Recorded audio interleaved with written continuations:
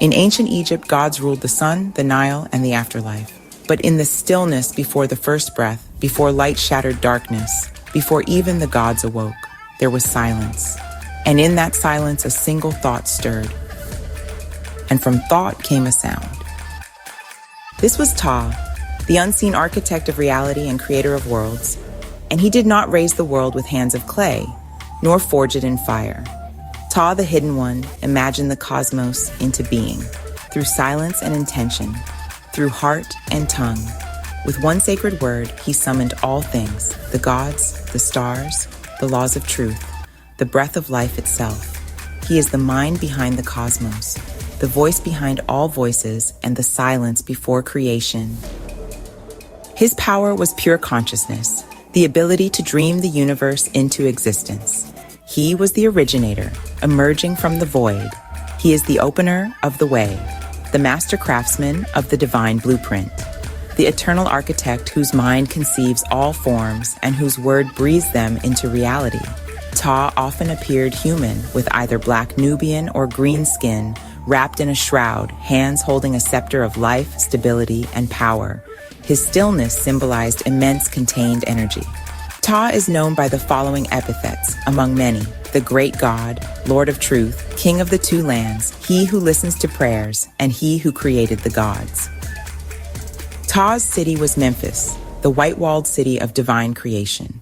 Here, he ruled not alone, but with a sacred family, the Memphis Triad.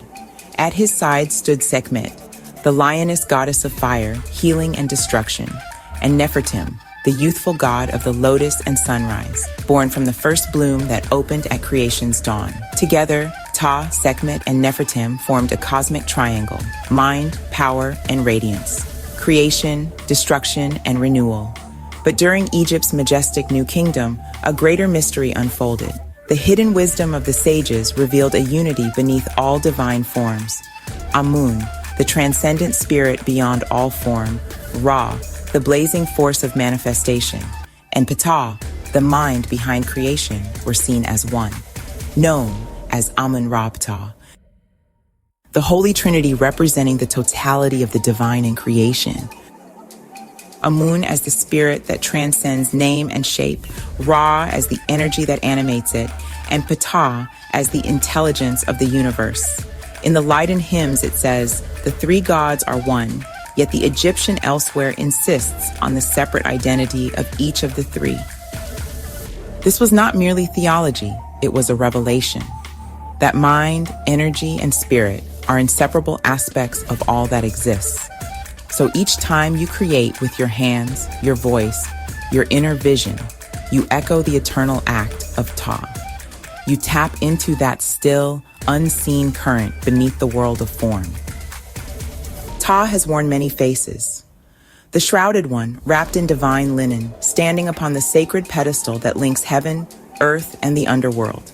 Ptah Tatanen, the rising primeval mound, a fusion with the chthonic energy of the earth, the ground of being from which gods and matter emerged.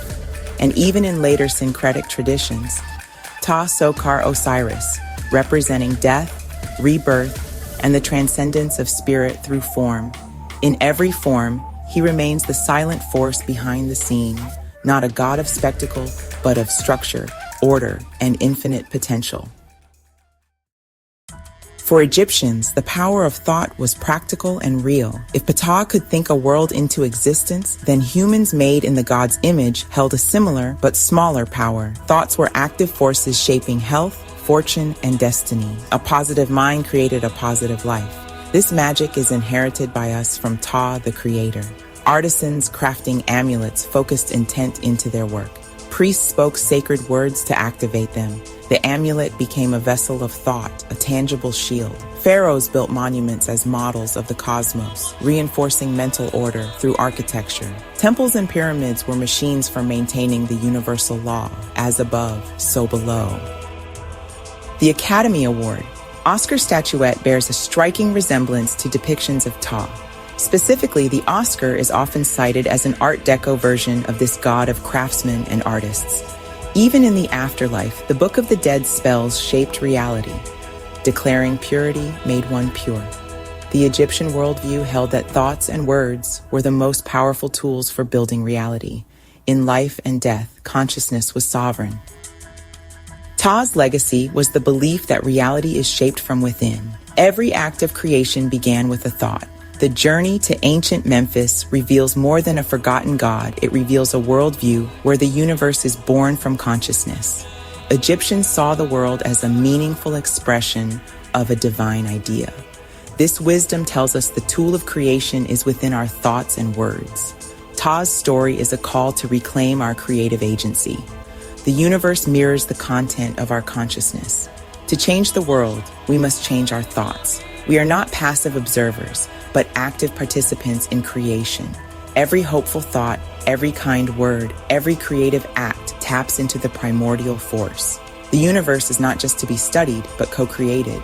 The greatest tribute to Ptah is to become conscious creators of our own reality. And so, we will close with the hymn to Ptah, found in the Berlin papyrus dated in the 22nd dynasty.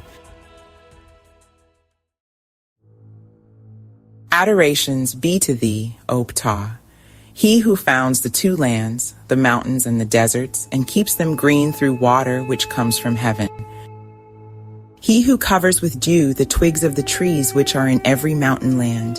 There is no body who could live without thee, because breath comes out of thy nose permanently, and water out of thy mouth. The tree of life grows up upon thee.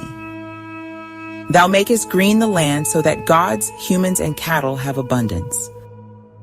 He who brings forth the Nile from his cavern, who makes prosperous the tree of life and cares about the portion of that which come out from him again and again in his name of none. He who sets in motion the primeval waters of heaven and expels the water in the mountains continuously in order to keep alive mankind in his name of Ptah, the creator of life.